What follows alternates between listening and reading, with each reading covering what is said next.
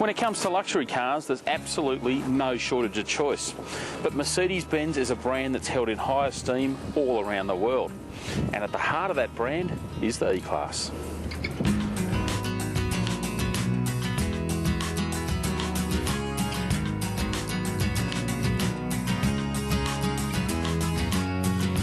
For more than half a century, the E-Class has accounted for a significant chunk of Benz sales, and this 9th generation model is hoping to continue the trend. The elegant look of the previous model has given way to a more assertive, angular look that maintains that 4 headlight design that's become a signature of Merc's mid-size sedan. Longer and wider, the new E-Class also revives some styling cues from previous models, such as the bulging sweep over the rear wheel arches. And what better place to get accustomed to this crucial new model than from behind the wheel, this time in Spain, where we've got everything from clogged traffic to flowing country roads.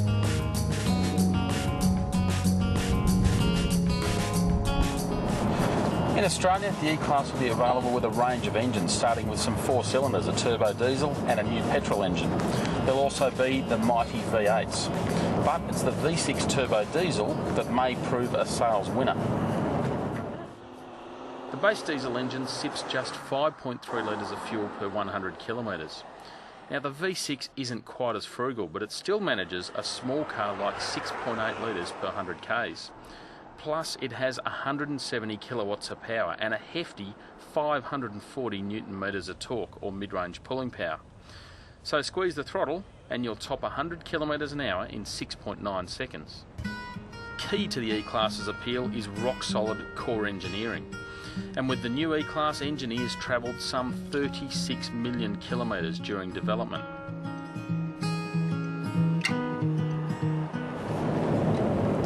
It's such an effortless engine, particularly on open freeways or country roads, and really it just relies on all that torque. Cruises along less than 2,000 revs, you wouldn't even know it. Perfect. It's interesting, one of the things with luxury cars these days is, yes, you expect things like leather and wood, and Merc has done a fantastic job in making it feel quite special in the cabin, quite an upmarket ambience. But they've also taken it to the next level with all manner of electronics. As well as radar cruise control, there's a collision avoidance system that can minimise a rear-end impact. There's also some fancy headlights that automatically raise and lower high beams, as well as peering through corners.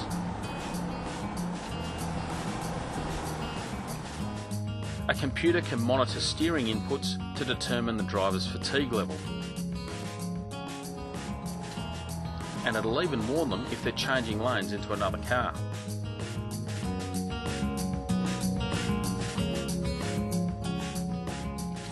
There are also cameras to monitor the speed limit and display it in the instrument cluster. It's a great idea in theory, but it doesn't quite work in reality, so it has limited usefulness.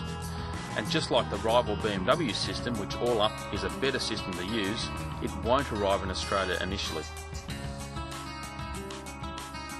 It's all part of a comprehensive safety artillery that also includes 11 airbags.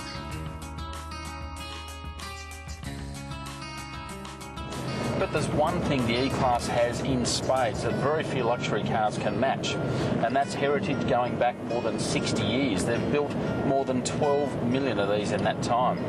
And you can actually see some of those styling tweaks and little touches here and there that remind you of those older models. And yes, you can pick out little things here and there that may not quite be perfect, but overall the E-Class has so much going for it. It does such a good job of being a luxury car that really there's no doubt this will be one of the strongest luxury contenders we've seen in a while.